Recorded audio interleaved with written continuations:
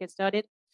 Okay, we're going to get started on block 2. So welcome back, everybody. I hope you had a great coffee break, you had some nice discussions, and we'll get going now on the second part of the event. From vision to delivery, so innovation in action. We are going to present an overview of FOPP, of the main pillars we're working on, and then we'll go into detail into some of the applications, the results we have, and then we'll have first sustainability awards at the end of this block. We're going to start off with FOPP at a glance. So we're going to present the highlights, the main themes of our program proposal. And you've heard about this. I mean, hopefully everybody knows this all by now. For several events, you have heard about the activities that we are working on, and Pierre will present them as well earlier. So we'll get a short update on each of the initiatives in SPOC, Thrust, BEST, and first by FOPP colleagues. I actually wrote, I'm eager to see what's going to be presented in block 2, and that's funny because I'm actually the first one to present. I'm going to be presenting Thrust to you, which is this high thrust stage combustion engines for reusable space transportation. So this is one of the 4 main pillars of FOPP. It's something we already have ongoing. We currently have 2 Thrust projects ongoing, one with RFA and one with the exploration company. They started off in end 2024. They're working on components for high thrust stage combustion engines. They've already done hot fire tests. I think we'll see a film of some ignition system technology testing by the exploration company. RFA are progressing well on their side as well. So we have ongoing contracts that are focused on technology demonstration for stage combustion engines in Europe. It's a clear case, and again, Pierre mentioned this earlier, it's a clear case for action. High thrust engines, they're enabling elements for heavy launchers. And specifically on stage combustion in Europe, we don't have that cycle at this kind of level of thrust as a part of our capacities right now. So we are enabling that in FOPP through our Thrust program.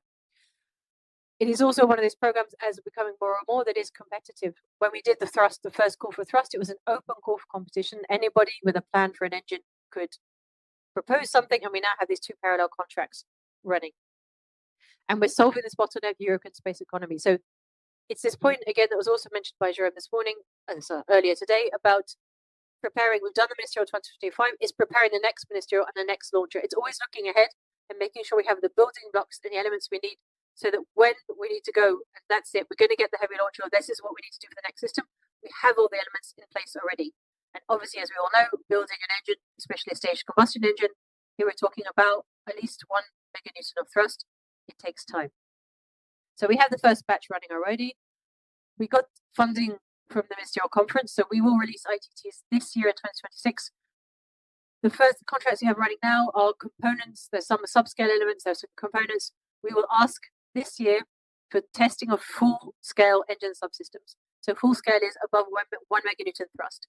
Stage combustion engine, we could be talking about combustion chambers, injector heads. It could be some of the pre-burners or even the turbo pumps. This is all, again, in preparation. So we're going to do a competitive call for Thrust 2. It's going to be open again. And then it's working towards, ideally in 2028, we move on to something more like challenges. So the first full-scale engine test, the first company to achieve full-scale hot fire test in Europe would win the challenge, or elements like this, with, again, about 1,000 kilonewton to 1 meganewton thrust. So we are doing this already. We have the funding. We'll continue doing this, and we'll expand to full-scale systems this year based on the funding from Ministerial 2025. And we're working towards a proposition from Ministerial 28, where we start talking about full-scale engine testing in Europe, stage combustion engines, in 2028 or 2029 would be our objective. And again, I'll do a little over teaser. We have another event tomorrow on access to space, future access to space. We will discuss about this, specifically about engine testing capabilities. So there's the element of actually the engine components themselves, and we also need the testing capabilities in Europe to be able to get that engine test before the end of the decade. So that is Thrust, and then I'm going to move on to BEST now with Antoine.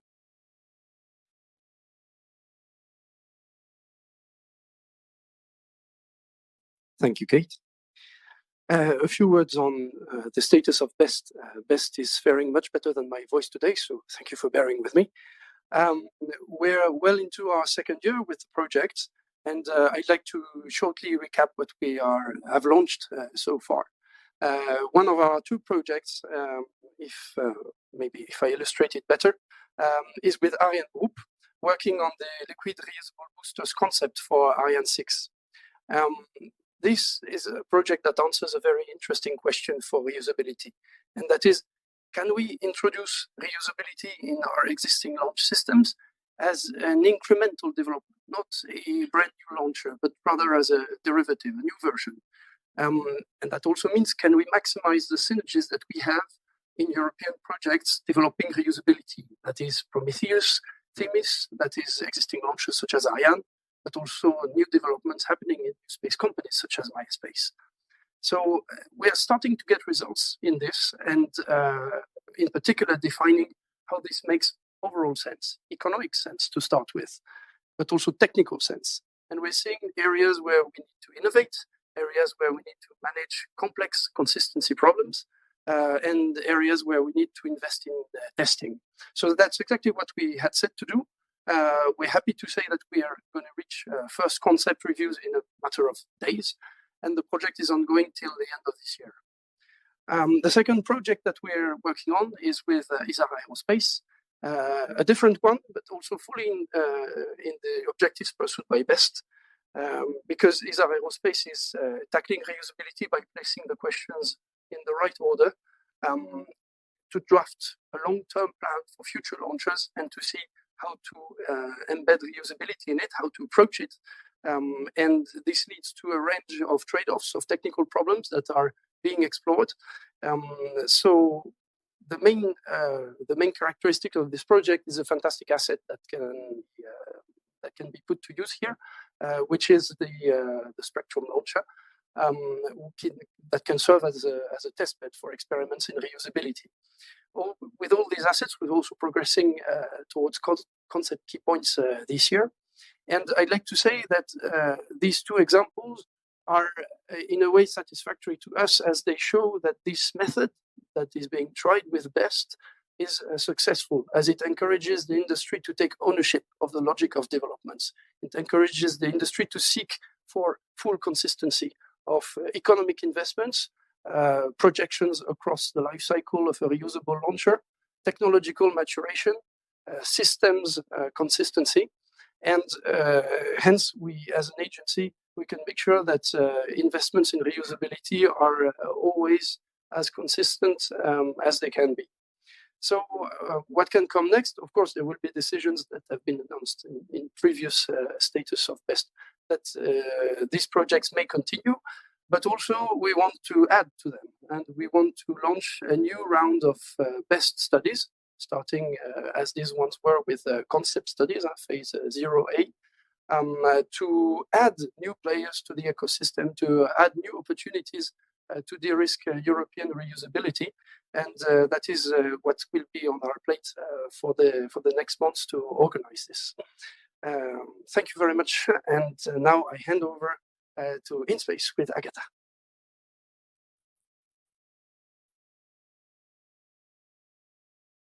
Thank you very much, Antoine. And yes, short update on InSpace. So most of you should know it already. The key points within InSpace logistic ecosystem is the implementation of this topic with the so-called minimum viable products coming out on various InSpoc steps. So InSpoc 1, around rendezvous docking refilling. Here, this activity phase P2 is ongoing currently. So this is the topic which will be running around until end of the year. And then later on, we will see for the implementation and the pace of the next step, where obviously the objective will be to do the in-orbit demonstration of this activity. The next step, so InSpoc 2 around cryogenic management and refilling. Here we have finalized 5 contracts which have been, which were very successful. So again, depending on the implementation plan, we would wish to continue this activity, especially that cryogenic has quite a few topics to cover in order to make it really reliable in space. InSpoc 3 This is also the topic. So the third step, onboard and shared intelligence. Here we had 7 early stage studies ongoing. All of them are finished. So we would wish to launch the next phase. We see that this topic will require much more work because this is really the one which is the newest to connect with the hardware activities. So here we think we will need to again do more preparation phase in order to link correctly software companies with the hardware ones. And the INSPOC 4, this is the youngest one. This one, actually, we had a successful OZIP call and the pitch day. And here we will be launching soon the ITT. At the end of our event, you will see what is the plan, but this one is something for which you can look for if the topic is interesting for you. And all this is in the preparation of the activity related to in-space infrastructure, so and especially in-orbit refueling stations, so Odyssey. This one will be postponed to the later stage in terms of the demonstrator, but definitely we would like to accompany so that all the ecosystem connects properly between MVPs and demonstrator. What is related to that is also, as we call in-space or INSPOC application cases. There are 2 contracts ongoing related to that. One was mentioned today by Bob, which is regarding the ground demonstrator of cryogenic refueling. So this is connected to the interfaces also, which we would like to have from the INSPOCs. Second one is the contract called Raven. So it is the in-space transportation vehicle managed on the Polish side. And this one here, we have the phase B1 ongoing currently in order to prepare to the next phase, which will be 2, which will be starting around the end of the year. What is key for this also is the in-space transportation club. This is the area where we connect all the in-space ecosystem, be it providers or clients. So here currently we have more than 600 active members. Keep a watch on this because this may become even bigger community. This topic will be addressed later on in the panel of the third part related to ISO's ISAM. But definitely, if you are interested in the in-space transportation club, contact us because we are gathering the new members if you are interested. Thank you very much. And I pass now to Luis.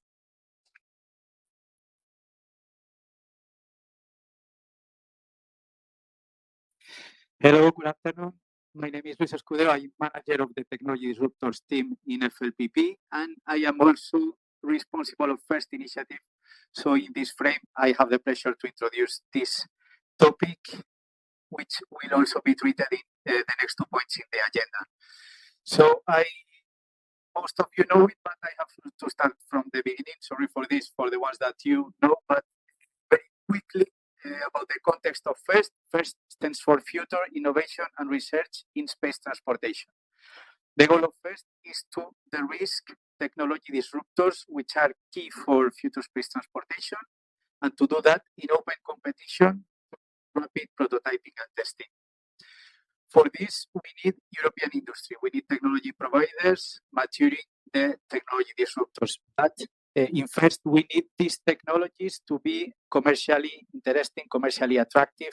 We have seen this in the dual panel discussion. It's important for our technologies, for our activities in FLPP to have a market, to have commercial attraction. So for this, we need not only the technology providers, but also the space transportation service providers, the primes, who will be the final customers of the technologies, who will ensure the market for the technologies that we develop. And we welcome also investors in the loop. And we launch our first activities in 2 stages, a stage with a call for ideas in OSIP. Afterwards, we invite some selection of ideas to a pitch day.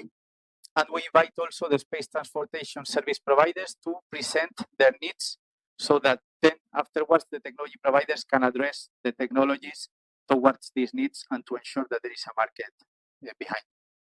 So we have launched, we are happy to have had a very good welcome of FIRST in the European industry. You can see some statistics there.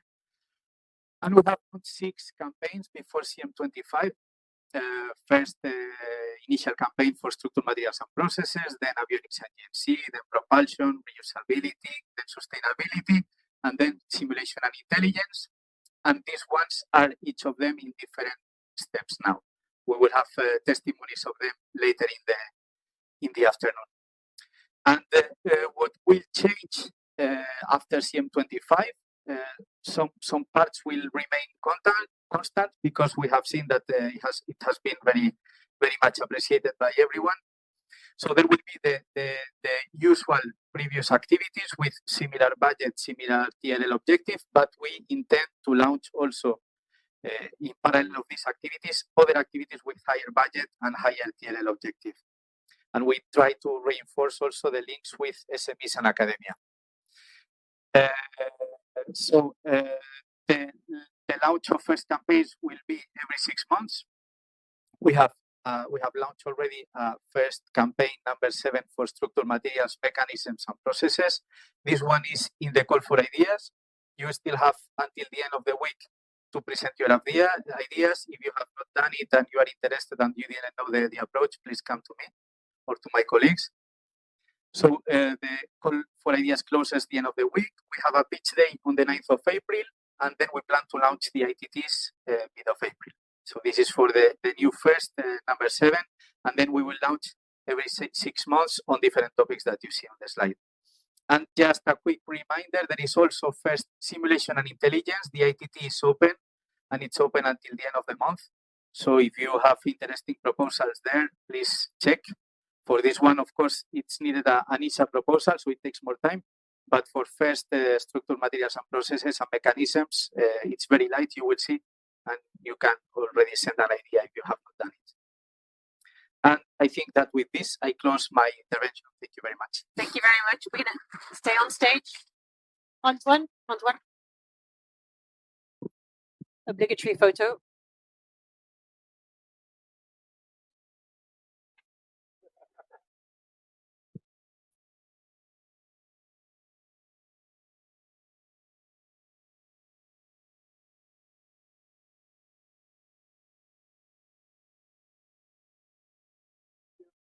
Thank you very much.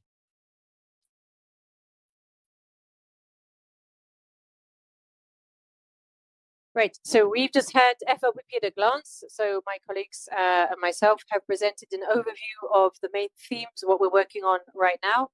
And now we want to take you into something much more concrete. We'll go into some of the projects more in detail that Luis started presenting. So it's going to be first avionics and GNC, where we have the projects some of them coming to their successful conclusion. And my colleague David Riley is going to present these projects along with his panel.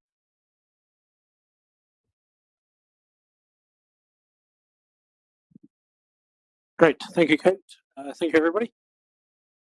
So as Lewis just presented a moment ago, I'd like to remind you of where we were back in the FLPP autumn session in October 2024. So you might, those of you who were here, recall that we gave presentations to, I think, 10 avionics and GNC projects across 5 different domain areas. And today, rather than trying to present all of those projects, because that's quite a lot, we decided we'd pick 2 of the particular domain areas to talk about in a little bit more depth. So we're going to start with the new architectures for data handling systems, the NADA projects. So to introduce what we did there, we asked for proposals for advanced architectures for data handling systems or onboard computers for future space transportation. And we suggested 3 topics that people might want to suggest ideas on. So one of them was low-cost modular avionics. Another one was time-sensitive networking or upgrading time-triggered Ethernet interfaces to interface the spectrum of its usage for launchers. So that's a way of getting larger bandwidth, better quality of service with deterministic data transmission protocol. And the third one was wireless technologies. And in the way that we do for firsts, we asked for de-risking the main elements of a disruptive technology in a pretty short time scale. So we asked for this to happen in 6 months. They would reach TRL 4 or even 5 by manufacturing and testing a breadboard. And we had 3 successful companies bid to that area, and I'd like to invite representatives from all 3 companies to join me here on stage. So I'd like to invite Marisol Malara, the division head of space avionics and equipment at GMV in Spain, Jonathan Rogers, the project manager from Realtra in Ireland, and Nicolas Huard, the flight systems division manager at Space Application Services in Belgium. So if all 3 of you could join me on the stage.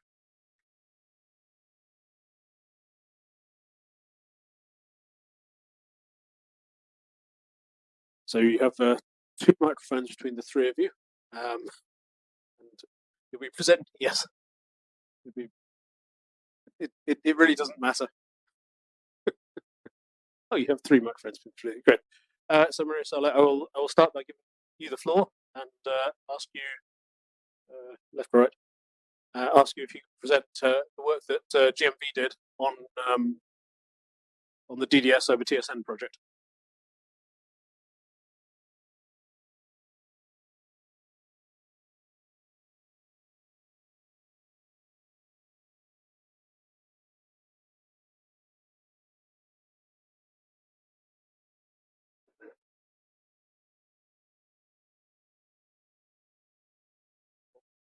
Okay, now it's okay. So my name is Maria Sole Melara. I am from GMV Spain, and today I'm going to give you a very brief introduction about data service distribution over time-sensitive network. That is the project that we run in the frame of these activities.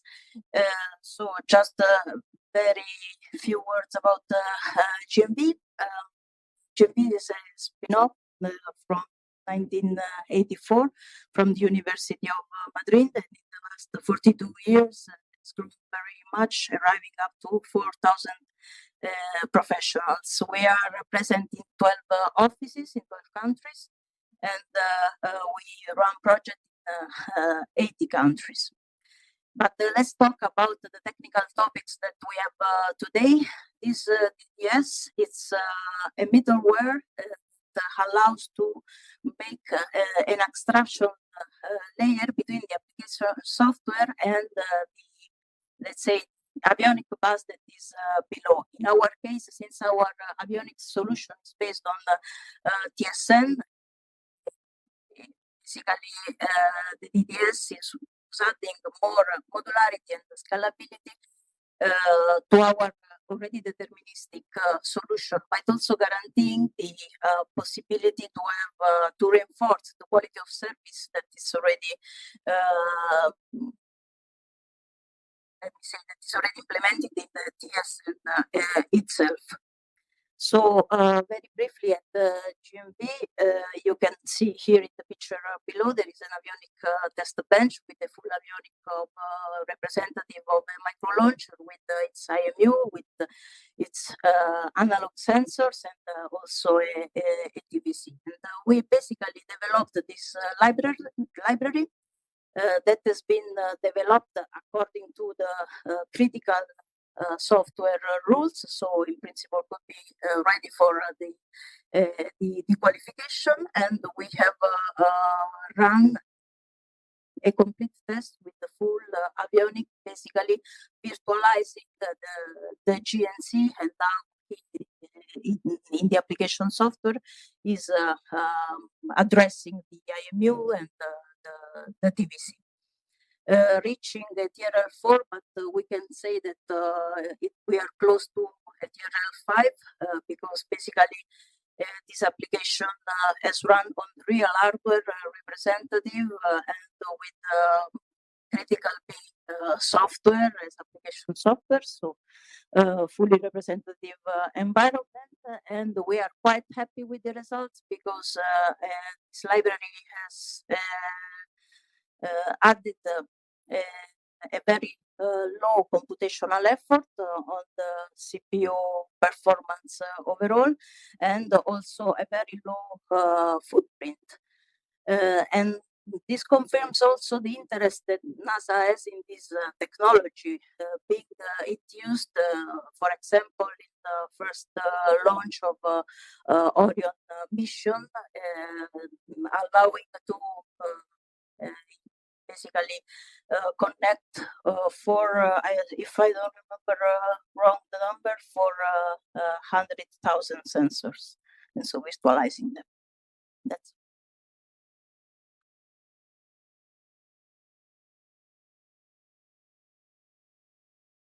That's great. Thank you, Marisol. And now if you could pass the clicker over to Jonathan, who will talk about the project they've been doing, in this case on the TTE technology. Thank you very much.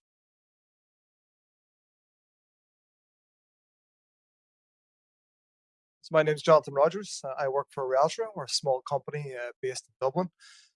We've been allocated from part of the FLPP for the new architectures for data handling systems. And to do this, we were three different. Oh, sorry. The main directive of our company is to enable COTS electronic systems to work reliably in a space environment. So we have a number of products that we create. We dramatically reduce the life cycle costs and risk to operate electronic systems in space by fusing our space know-how with terrestrial COTS technologies. So basically, we look at the commercial aspects of different electronic devices and we make them robust for space applications and try to perform integration on different modules to see what synergies we can get from them.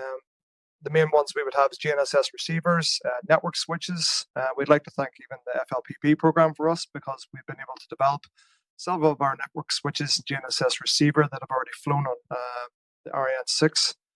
As you can see there, we also have camera devices as well that we also have flown on Ariane 5 and Ariane 6. And we have thermal control units that will be going on the next PLEU mission. So as I move on, so this program now is an expandable, affordable, modular, time-triggered Ethernet solutions for space applications, or as we put that short as example. So what we want to do is demonstrate the capability of new architectures for data handling systems. And in order to do this, we partnered with two other companies as part of the FLPP program, one being TTE Tech from Austria and another one being Spin from Germany. We have done a previous program with the FLPP with TTE Tech to develop TTE Ethernet network switch. This is going through qualification as we speak, but it also has 4 gigabit Ethernet channels and 200 megabit channels, as well as RS-232 control and SPI interfaces. So we used this in order to bring in a GNSS receiver, as well as plug into the MA61C small side interface card, which comes from Spin. The purpose of this was to bring in legacy signaling, as you can see on the right-hand side, through CAN bus, mil standard, RS-232, RS-485, bring in an SPI interface over the TT Ethernet switch. Combined with the GNSS receiver, we would get UTC timing stamping, put it onto the Ethernet, and also combine that with interfacing of all of these legacy formats. So 2 different goals there. One was to bring in the GNSS global time reference for time stamping, and the second one was to bring in the legacy interfaces from the MA61C CubeSat board. So as you can see, the hardware laid out here. What we did then is we put them all into one configuration. Then when we put them all together, we made sure that the GNSS time stamping could be done first. Then we did the legacy architecture coming through, and then we could put traffic from one side of the system through to the other and recognize this all over Ethernet. So the outcomes of this was to demonstrate the network frames contain the time stamping, as I said. This will identify the local time when the data was created. This will be taken down from GNSS receiver, which would have the Galileo satellites in orbit. We then put that in UDP packets containing the timestamp for best effort TT board switch traffic. These nodes can then participate in the global syncing of time offsets between the nodes, and we try to get that as low as possible. And the data successfully transmitted and received between nodes over the legacy interface formats, and we did this all successfully. So thank you. Great, thank you. Now, if you can hand clicker, if you can hand the clicker over, Nicola, we'll talk about the work that Space Application Systems have been doing on a software-defined TSN router. Thank you. My name is Nicolas Yo. I'm in charge of the hardware flight systems at Space Application Services, and I will be presenting the work that we did for NADA. So this is the best bad corporate slide I could come up with.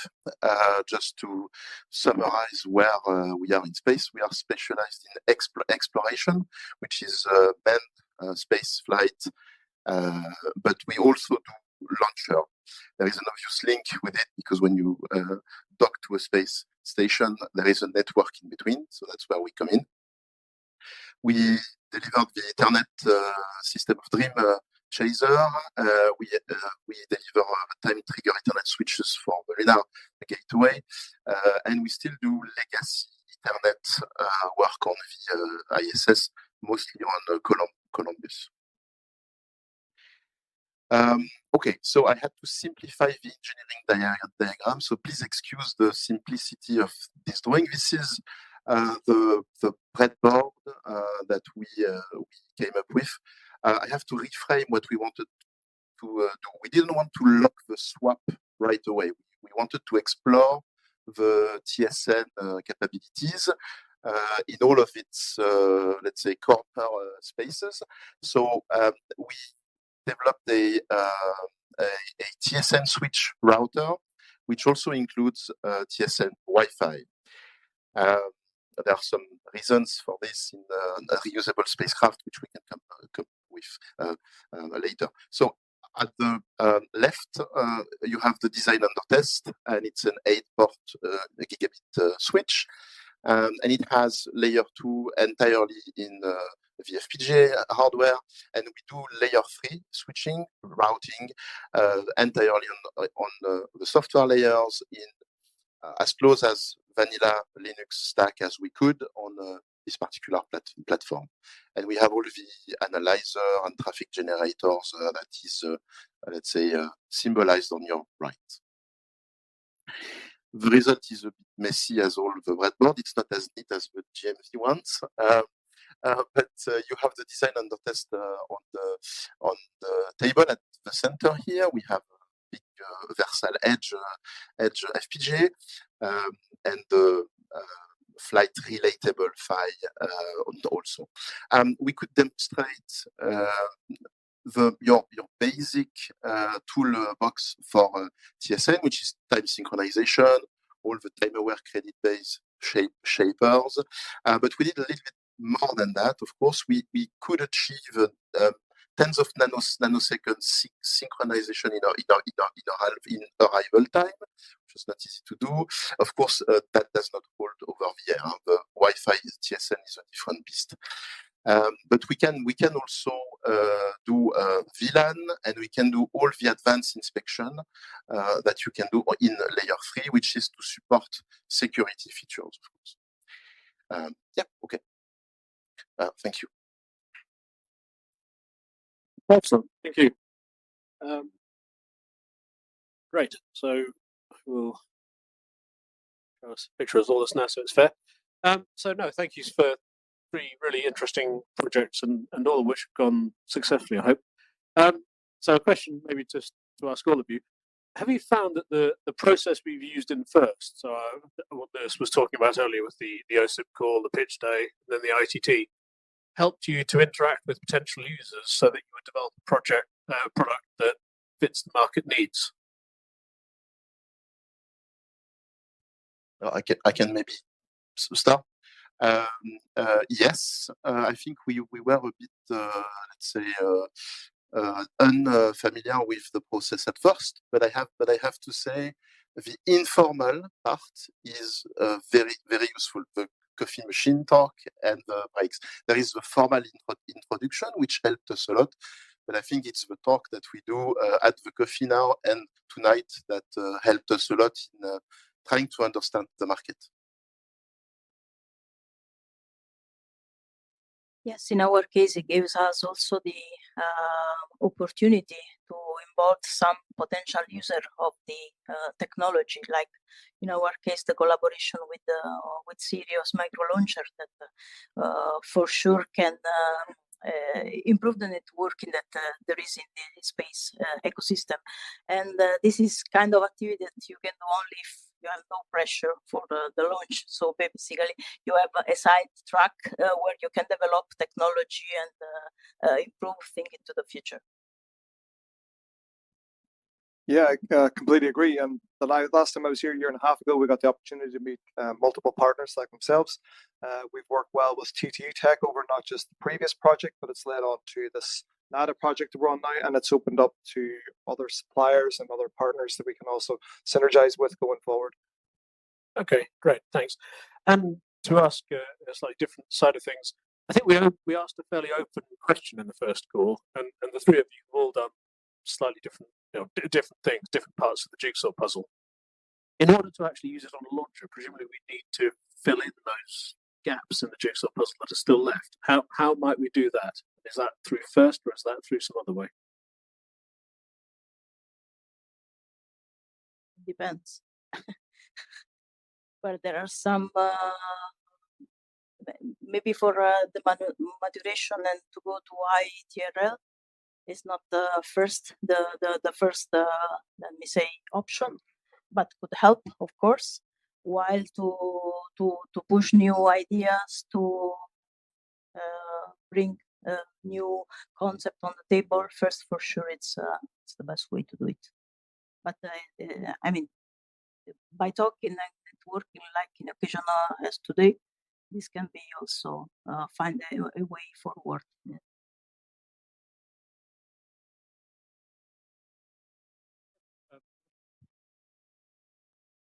Yeah, so things like this and the ESA Star has been great with us. We've managed to see all these different suppliers, partners around Europe, really opened up the market to us. So we can see capability that maybe we might have synergies with. We found that, for example, they do a similar switch to us using some of their devices we were talking about today, which is something maybe we could probably work on going forward. So just being able to have these associated meetings, especially in this ESA FIRST, has been a great first step at least. Okay, excellent, thanks. I think we have a very quick answer to this one. So here we have two different and competing standards represented, so TTE and TSN. Do you think that both of them will have a place in the launcher world, or do you think it will end up being one of them, and if so, which?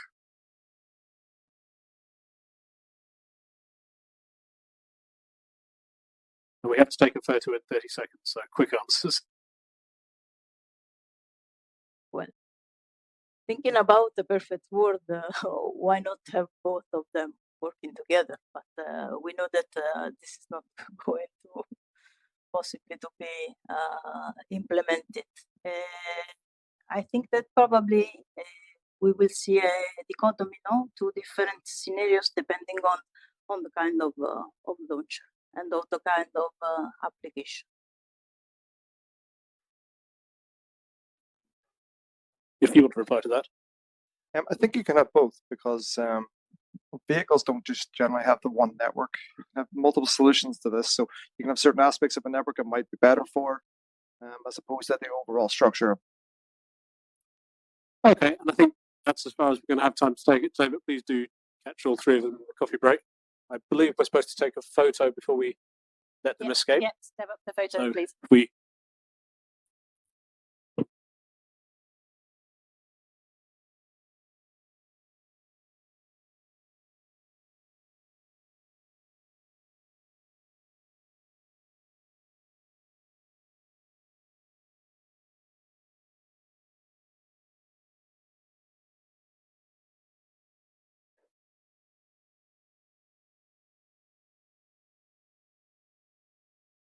thank you.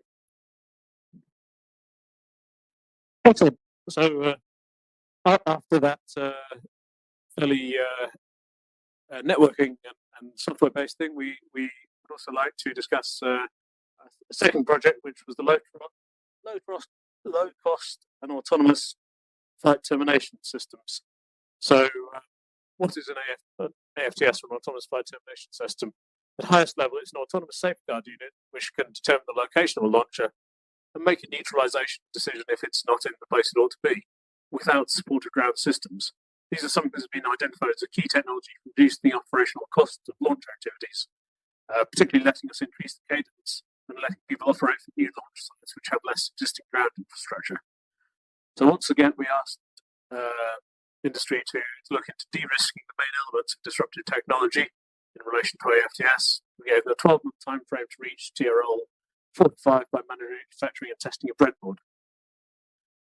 Without revealing too many spoilers of the talks we're going to have, the expected solution was always going to be a combination of satellite navigation and inertial measurements. And so we particularly asked if they could look at topics of robustness of GNSS solution against interference, jamming, spoofing, and so on. Maybe some links to the topics we talked about earlier today. And cost effectiveness of IMUs, because the typical IMU for a launcher is very expensive. So again, I'd like to invite representatives from the three winning companies on stage. So Luis Sanchez from Launches and New Programs at Sinair, Fabio Scavona, Senior INS and GNSS Navigation Engineer at Cascom, and Gabriel Topel, Project Manager at GMB in Poland. So if three of you could join me on stage, then we can start our presentations.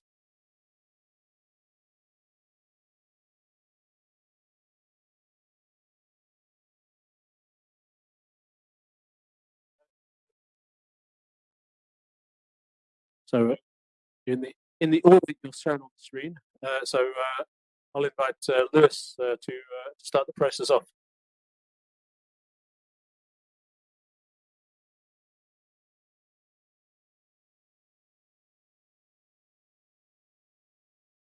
Sorry. Good afternoon, everybody. Well, I'm going to talk for 3 minutes about the status of our program. For those 3 minutes, I want to spend 30 seconds talking about my company, Sinair, instead of putting you Instead of putting you some figures and so on, I prefer to put some images about our three major pillars of our space structure, the electromechanical system that has always been our forefront. And maybe we are more known about those systems, communication and navigation system. I'd like you to pay some attention to the Vega C photo on the corner. No, Naviga is our navigation unit that starting on 2027 will be the primary navigation unit for Vega C, and that it is the backbone of our AFTO solution. So what we have done, Lowcraft has been a stepping stone on our development program that started quite a few years ago. Several activities I would like to highlight. The safest program funded by the European Commission. Later on, we started with Lowcraft, but we are to it right now, and that's why we are here. So our objectives with Lowcraft are to complete low-cost, reliable, automatic flight termination system solution, as I said, based on our Naviga unit. With the objective of reaching TRL6 during this program. And we established a very successful consortium with our friends of Labor Space, Maya Space and Doya, in order to make this work. You can see on this photo a messy photo of our breadboard. That is the real doing test right now. So the results that we obtained has been to complete the complete firmware development for this unit, the complete design of the complete to reach this TRL6 level that we have advanced before. We have injected some tracking inputs coming from trajectories into our system in order to verify that the mission runs properly. So nowadays the system is completely ready for integration and hardware testing and to go further in future activities. So this is, thank you very much. Excellent, thank you, Luis.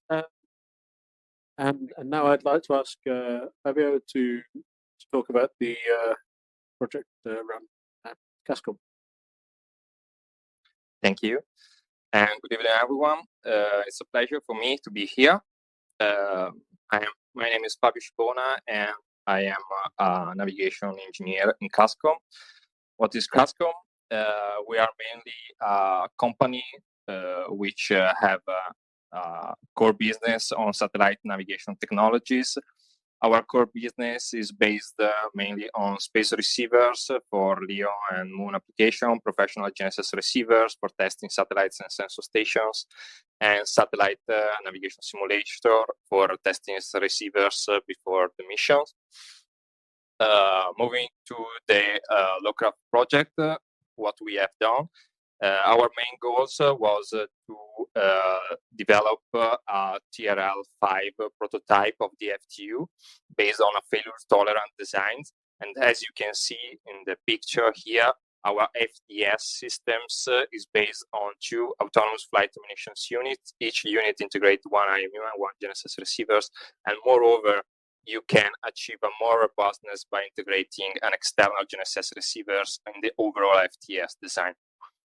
We designed our systems with a dual functionality potential, by using tactical grade IMU for GNC applications or lower grade IMU for safety range applications, so based on AFTS. At the same time, to test our systems, we developed an hardware-in-the-loop test setup based mainly on RFCS, radio frequency constellation simulators, emulated IMU sensors up to interface levels. So for our system, it's completely transparent to use an external or an internal IMU. And also emulated the launcher's interfaces, in particular for separation sensors, safe commands, and so on. And using this setup, we test systems in deviated trajectory scenarios. We used to introduce navigation threats and failures in these scenarios. So we cope with GNSS signal outages, GNSS receivers failures, IMU failures, and spoofing attacks in order to gain knowledge about the possible envelope of the errors in terms of position, 3D errors, and velocity 3D error. These kind of errors have a huge impact in terms of instantaneous impact point predictions for the fall down of the stages. And so we demonstrate with this envelope the compliance to the RCC 324s in order to be able in the future to certify our systems, because RCC 324 is nowadays one of the main standards. Next steps and roadmap for the futures, we will have to redesign our FTU hardware to reduce for sure the size and the weight of the systems. Most of the box that I showed you before is empty. We need support for carrier phase and differential heading for the systems in order to be able to initialize the inertial navigation systems in a completely independent way with respect to external informations. And then we will improve our automatic testing and Monte Carlo simulation capability for sure. Roadmap for the future, 2027 to reach a TRL7 systems with demonstrating an operationally relevant environment for our FDS, and then 2030 reach with a flight-proven certified FDS, hopefully. Thank you for your attention. Thank you, Fabio. Now, if I can ask you the clicker, please, to Gabriel to talk about the project of GMB in Poland. Yeah, thank you, David. So, hello, my name is Gabriel Tofka, and I am project manager in GMB Poland. So, yeah, I'm going to have 4 slides, so 30 seconds, no problem. Okay, something about GMB Poland. So, GMB Poland is, of course, a branch of the GMB group. Yeah, so we are in Poland from 2009. We have over 100 employees, from which at least 60 is in the space sector. So about the project, so there was few things in project that need to be addressed. So firstly, the neutralization logic. So we make research about the regulatory basics, because there are official documents about how we we can terminate the launcher. We have few scenarios. So as you can see, we have extreme acceleration, sensor outrage, straight up launch, right? So we are doing simulations in every of these scenarios. Okay. So about navigation, we have our own hybrid navigation algorithm. As you can see, is extended error state Kalman filter. So we take data from GNSS, from view, and from external, from data from the rocket. And based on that algorithm, we can make a decision about termination. So another subject in this project was spoofing and jamming detection. So we done that with Gdańsk University of Technology, and with their help,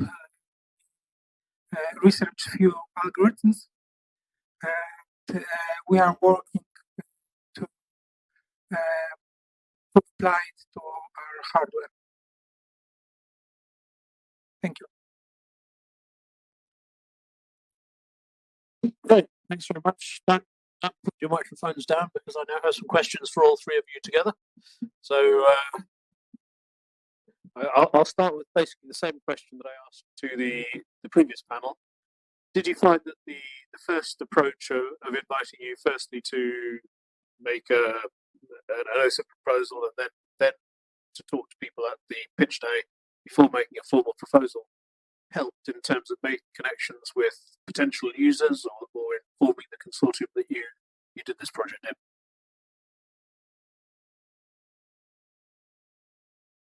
Yes, I will try to answer this question.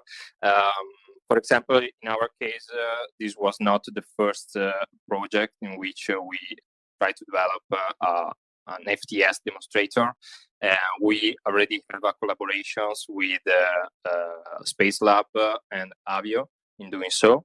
So they supported us in terms of a use case scenario for sure. And this project was financed by IZ in the first instance.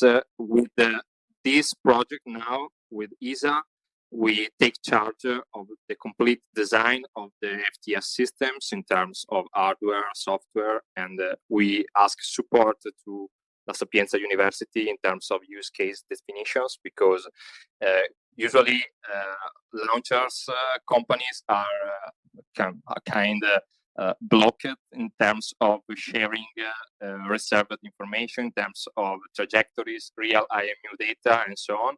So we hope to have the capability, the possibility for the future to gain more experience by having additional use cases, additional companies will join to us in this development of the FTU. Right now, we use mainly simulated trajectories. Then we inject this kind of trajectories inside RFCS to emulate both IMU and RF data simultaneously. Okay.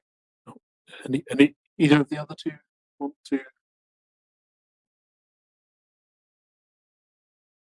Nice, green. Okay.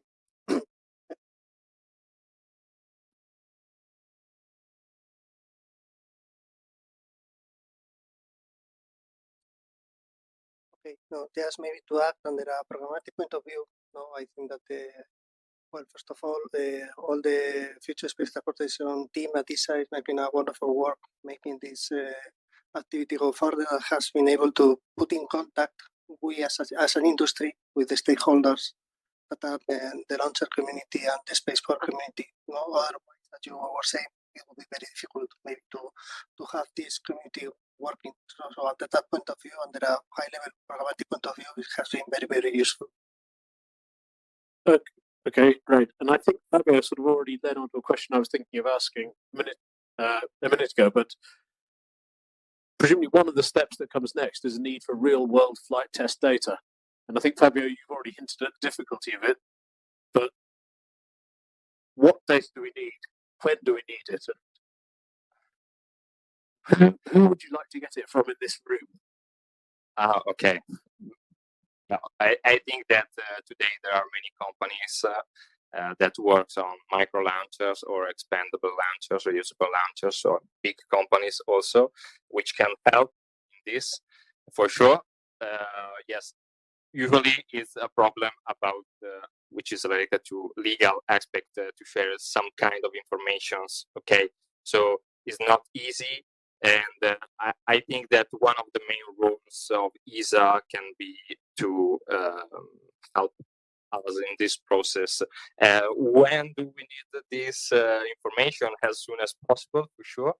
About real sensors data, and also people which are really focused on flight safety, which have a really good background. Because, for example, in our case, CASCOM, a really good background in RF, in navigations, in GNSS receivers, and so on, but mainly is focused on navigation. FTU is navigations and a lot of rules in terms of flight safety and safety critical systems. So can be helpful to have, for sure, big companies and small launchers company helping us. Okay, Gabriel, any thoughts? Yeah, I'm actually agreeing.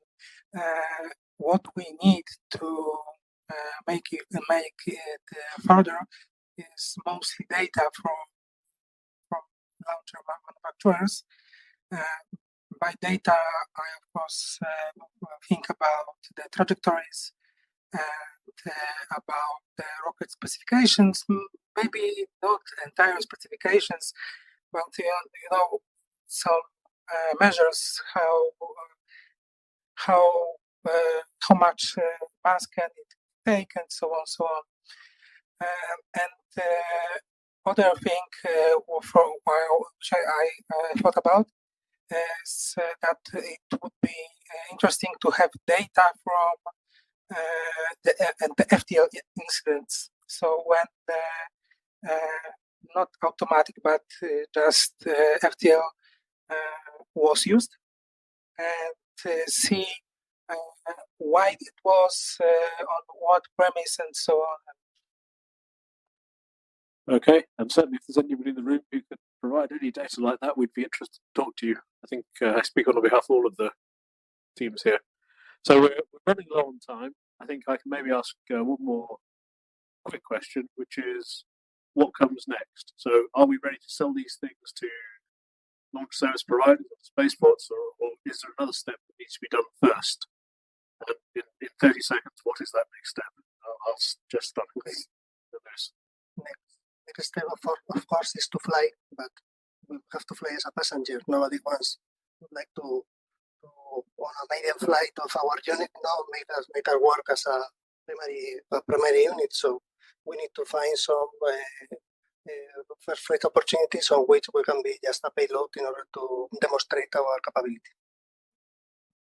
Yeah, I agree. Next step should be some flying tests, and yeah, we need to try it practically. Okay, great. Well, it's good to hear that we are heading towards being needed. So I think for us, the next step is to stand and take a photograph.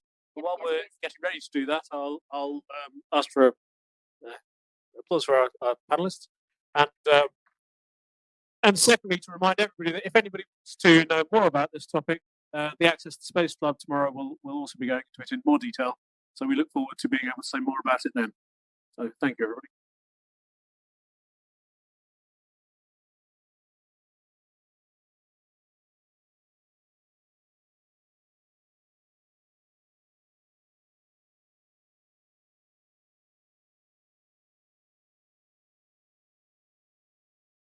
Okay, great. Thank you very much, David. Thank you very much to all the companies presenting.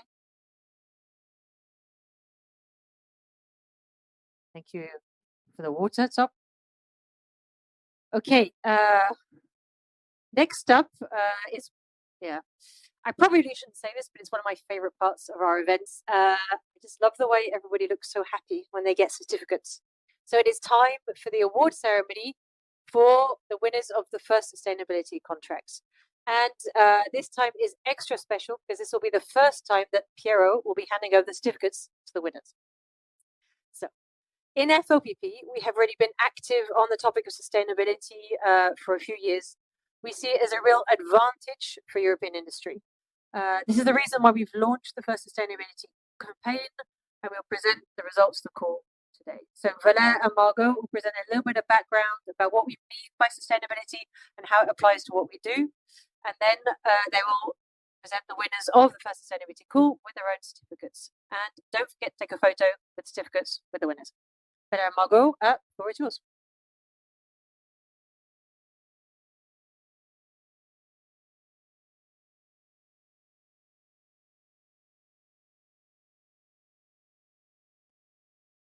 Okay, thank you, Kate. Hello, everybody. So, okay, to explain you the logic behind the first sustainability call, let us warm up with the definition of sustainability. So here on top, provided by the United Nations, it has 3 pillars: environmental, economic, and social. At ESA level, this is well detailed in the ESA Green Agenda. I will not detail that at all today. But the point is, in FLPP, we are focused on technology maturation. So naturally, we are more focused on environmental and the economic aspects. But why did you organize the first sustainability in the first place? In fact, it is because we want that sustainability topic is easier to address and more business attractive for you, our industry partners. So we focused on promising technology for space transportation that are relevant for space transportation, has a business potential, a market potential, and of course, can reduce the environmental impact. The 3 requirements was important to mention. Now, a few numbers about the first sustainability campaign. We received 76 IDs from the call for ID, 26 from the invitation to tender. As you can see, a small majority from the SME bidding, and a similar amount between the research institutes and large companies. From the country bidding for the invitation to tender, quite well spread over Europe, 12 different countries. And further down the process, 8 activities has been selected, 5 of them for technology maturation, which means validation in lab of the foreseen improvements, and 3 of them system study, limited to system studies because they are a little bit less mature. All of them will last 12 months. So to conclude, I will simply say, see you in March 2027 for the final presentation.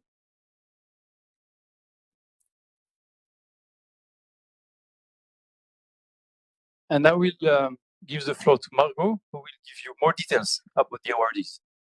Thank you very much, Valère.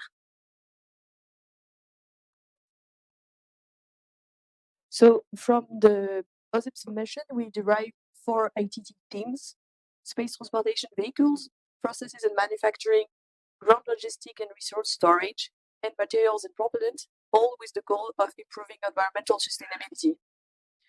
Those domains were chosen because they represent the environmental hotspot, meaning where there's the worst environmental impact in the space transportation sector. But this means this is also where we can do the best improvement. We were really glad to receive many ideas, and I would like to thank everyone who applied for this OSIP call. And among all the participants, we selected 8 awardees. And now the time has come to congratulate those awardees. We're going to start with the first domain, space transportation vehicle, improving environmental sustainability. And please give a warm welcome on stage for Percy Space.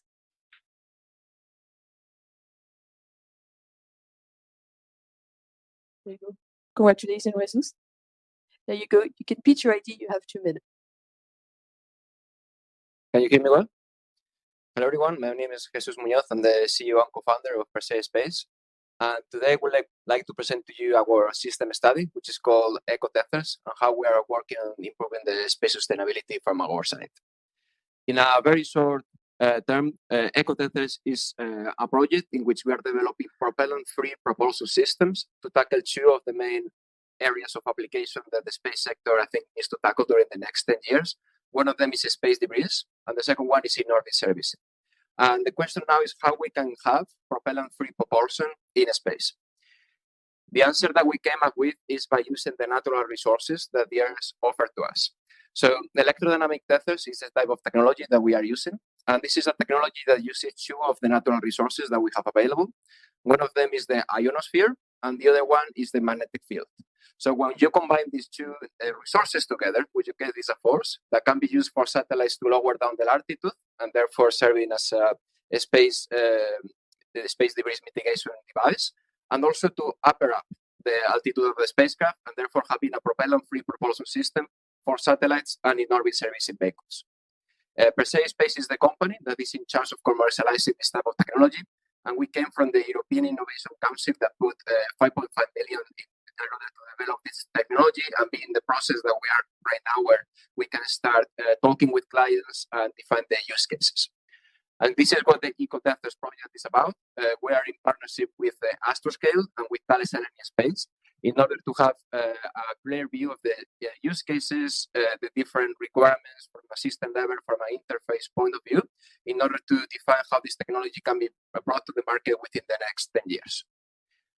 We have an in-orbit demonstration of the first prototype that is going to be in 2026, so at the end of this year, 2027. And this is going to be thanks to the ESA Flight Ticket Initiative. So many thanks, ESA, for the support of this technology. Let me know if you have any questions about the technology afterwards. Thank you. Thank you very much, Jesus.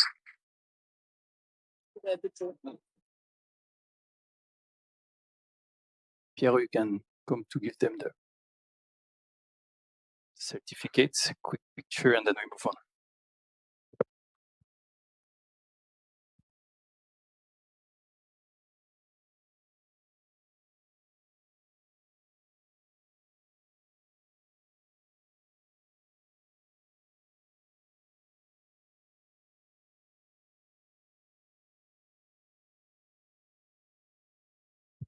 So we will continue the awards with the next team, Processes and Manufacturing Improving Environmental Sustainability. Please welcome on stage 5M.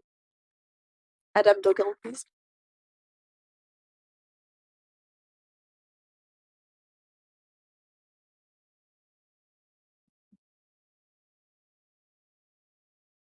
Congratulations, Adam.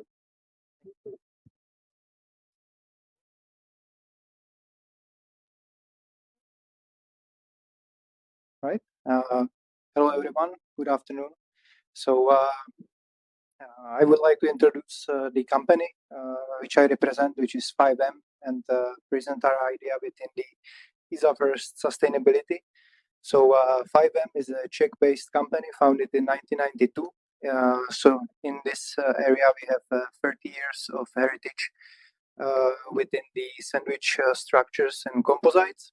And in the SpaceX segment, we have been for more than 13 years.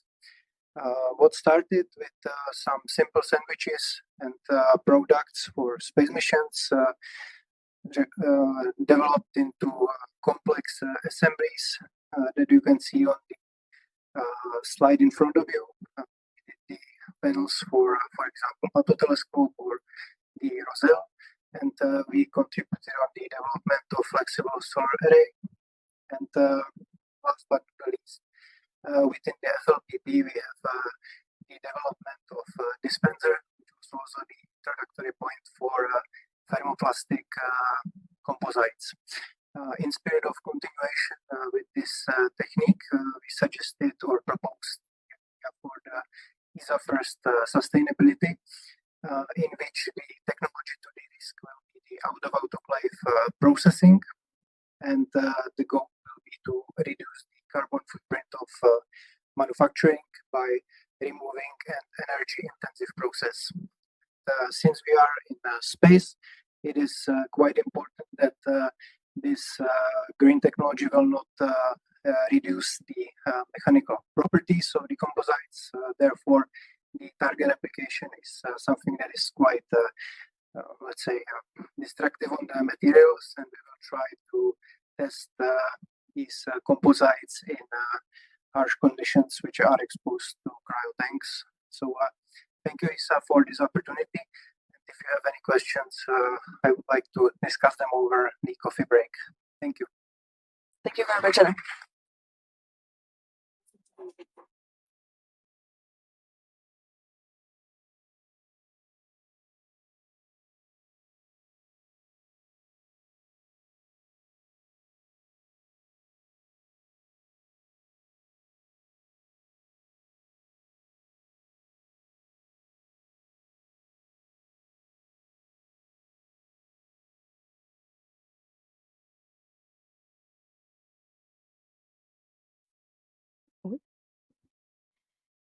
And now we're going to continue with the third team, ground logistic and resource storage, improving environmental sustainability.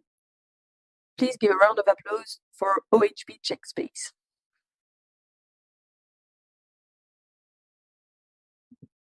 Congratulations, Vaclav.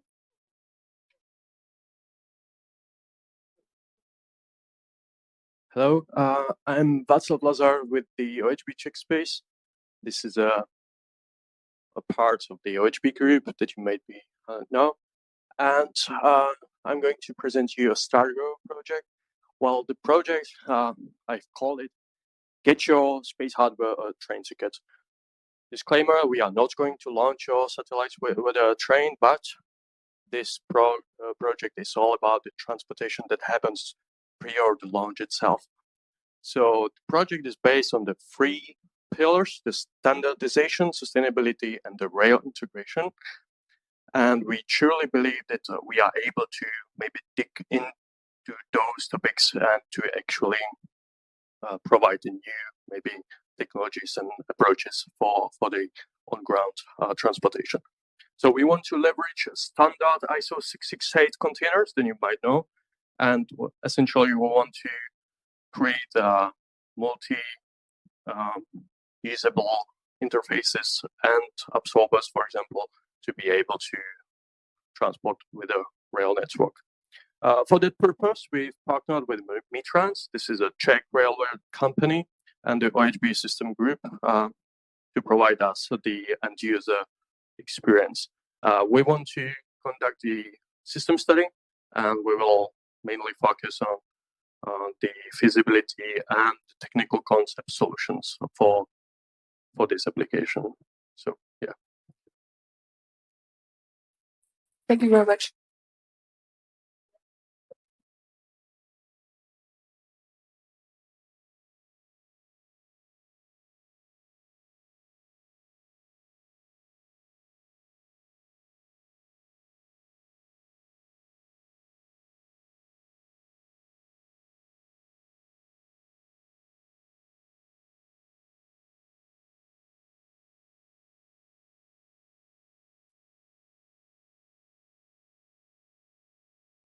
And we'll finish with the last domain, so materials and propellants and improving environmental sustainability.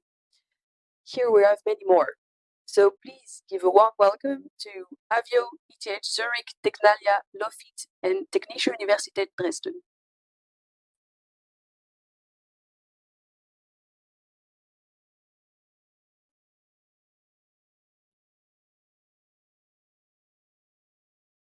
Congratulations. Congratulations.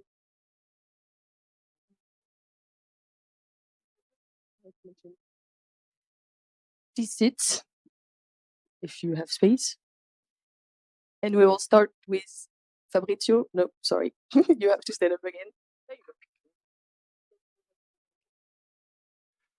Good afternoon, everyone, and thanks to European Space Agency to be part of this event. I'm Fabrizio Ciuffa, and in Avio, I'm responsible for energetic materials, as well as chemical laboratory and propellants pilot plant. The project is led by Avio, but in partnership with Politecnico Milano and Reactive Technology, a spin-off of Politecnico of Milano. And the focus of the project is the assessment of low environmental impact innovative material in solid propellants. Innovative materials, I mean, in this project, aluminum, lithium alloy. So aluminum is a standard fuel for propellants. We would like to introduce lithium because lithium is a key element in modern technology, and from an environmental point of view, introducing lithium in solid propellants could grant, for sure, environmental sustainability and technical performance, because lithium acts as a scavenger. So the big amount of hydrochloric acid in the exhaust can be reduced by the presence of lithium. From a technical point of view, the key point of the project is to develop coating process technology in order to make lithium user-friendly in solid propellant formulation, as well as nowadays for aluminum. So we have a defined technical strategy starting from raw materials, chasing of raw materials, develop this coating technology, test, characterize, till to a technological demonstrator and assess the environmental benefit through LCA analysis. So let's move on to green propellant. Thank you for your attention. Thank you very much.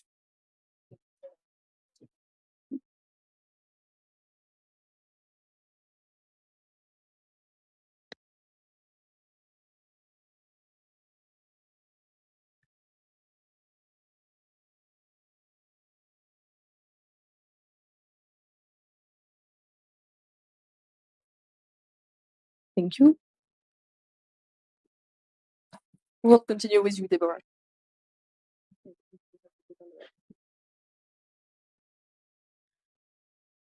Okay, thank you very much for the European Space Agency for inviting us. I'm Deborah Müller from ETH Zurich Space, and I would like to present you our project.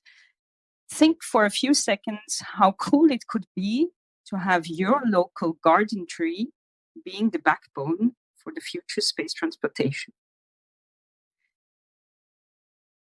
The idea what we had is coming from a bigger problem that we have. Mega constellations are increasing in low Earth orbit. It doesn't only increase the traffic, it increases also the problematic after the deorbiting. So the problematic of toxic pollution that you have in upper atmosphere. So what we want to do, that's where we step in, is actually use a novel material to be able to be used as a structure for spacecraft or space transportation. The idea is to use local enhanced wood using a thermohydro process to densify the wood in such a way that it actually gets closer to mechanical properties of, almost similar properties as aluminium, space graded, is RF transparent, is demisable, has low outgassing, and has also thermal insulation. The project that we proposed is a system study to identify use cases that we can have for space transportation, but also for spacecraft. And with a holistic approach covering candidates, screening selections of materials, of requirements, and feasibility assessment, life cycle assessment, and identify the technology R&D gaps that we have to actually bring that as a roadmap for materials for the future. Our consortia that we have chosen is ETH Zurich is a prime. We have Swisswood Solutions, a spin-off from EMPA and ETH Zurich that is specialized as the materials expert. Beyond Gravity, that takes the perspective of spacecraft. and latitude that helps us for the LCA analysis and has the perspective for the space transportation. So we are looking for ride shares also in the future. So if you are interested to take future novel wood of your local forest or even garden, come to us.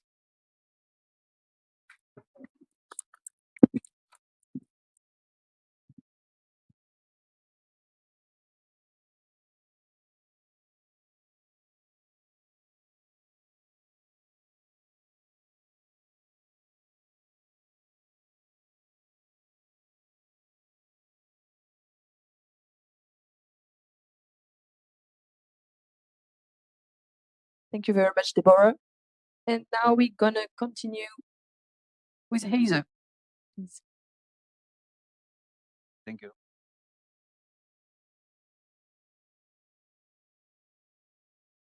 Okay, thank you, Isa, for this award. I'm Isaac Larraga, I'm project manager in Tecnalia. Tecnalia is the largest center of applied research and technological development in Spain.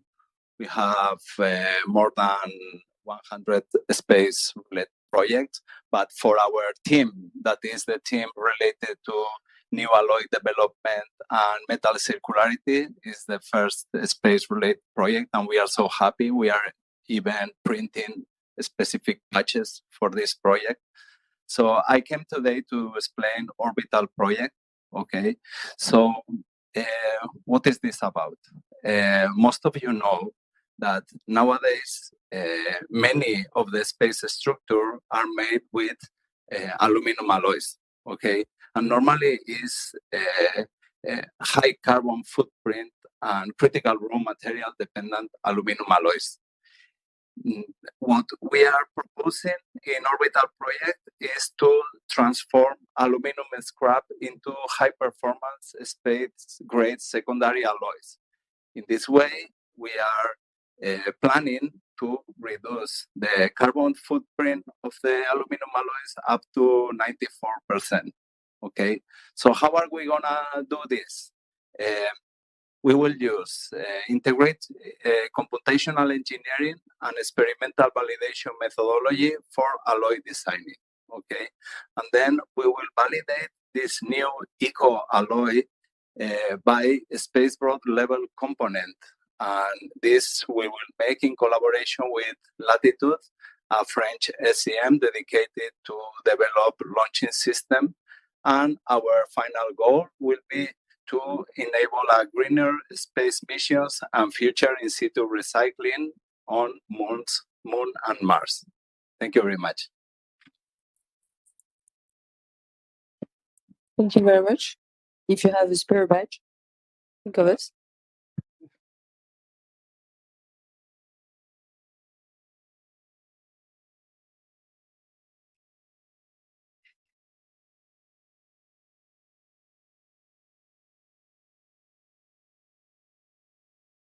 Thanks very much. And we're gonna continue with Lofit. Please, Amador.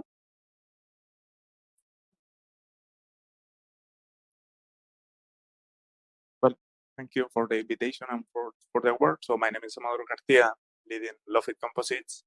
And I have an open question to the audience. It's, have you ever thought about a material that can survive, let's say, a launching process and disappear after your mission? So this is what we are doing. So we are leading a disappear project, that our main idea is using thermoplastic composite structures that are engineered to ablate and to minimize the impact during the reentry. For us, is key, the reentry, what happened with the material that we are working on. But for sure, we are not alone. At the end, we are Lofit Composites. We are working on thermoplastic composite material, but we have very nice partners. I know they are in the audience. So we have a research institution. We are going to study what happened with this material from the chemistry standpoint. Are we degrading a material? Which are the substances that we are releasing in the atmosphere? What happened with this substance? And with this information, we are getting an extra flavor on the LCA. We have the approach of the LCA for sure about the materials, about the process, But with this new information about the chemistry of these materials during their entry, we are getting second, or as we call the extra flavor of the LCA. But for sure, we have empty aerospace as an end user. We have Bern and Sabel over there, and finally, well, Arribes, that is in charge of all the LCA, and well, they are supporting also a lot. And from our side, myself and my colleague Andrea. So fully open to discuss any question you may have, and thank you.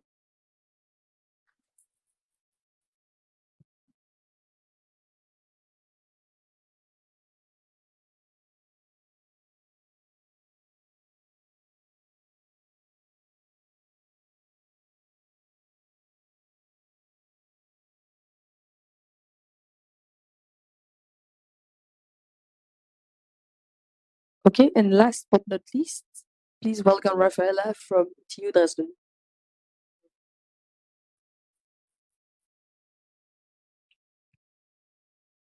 Thank you very much for the opportunity. I am Rafaela from TU Dresden. TU Dresden is one of Germany's universities of excellence, and we are strengthening our role in the European space transportation ecosystem by engineering sustainability directly into core system technologies. With the project TP Rise, we built on several years of research into bio-based thermal protection systems. Our patented material TPC is derived from wood fibers and natural constituents. It has demonstrated technical feasibility, being flight tested on Rexus 34, and shown promising thermal and mechanical properties. TP Rise now advances the work toward industrial application. The project focuses on material optimization, qualification under relevant test conditions, structural integration into spacecraft systems, and systematic life cycle assessment. We are not claiming that natural materials are automatically more sustainable. Instead, we ask a fundamental engineering question. Can renewable bio-based materials meet the requirements of space transportation to contribute to a more sustainable and also eco-friendly design thinking within the space economy? By combining this material technology industry application, we directly aim to make the space industry more sustainable from forest to flight. Thank you very much.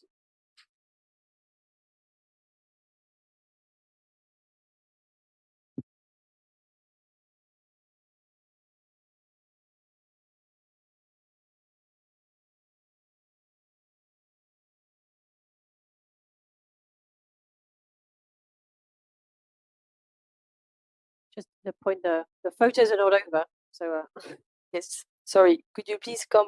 Can all the winners of First Sustainability Awards go back up on the stage? Yes, and we'll please, do one big group for photo. a final group picture.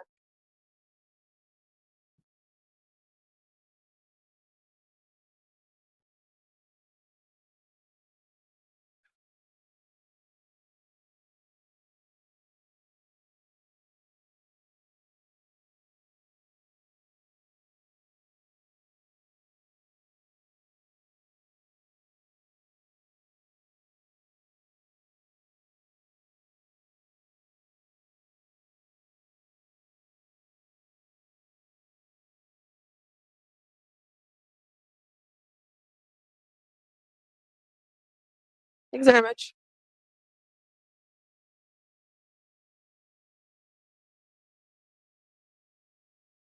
Okay, that's it then for the end of block 2. We have another coffee break for people on the site. You can go and get a coffee. Please be back by 6 o'clock for block 3. And online, you can have your own coffee break and back online at 6 o'clock.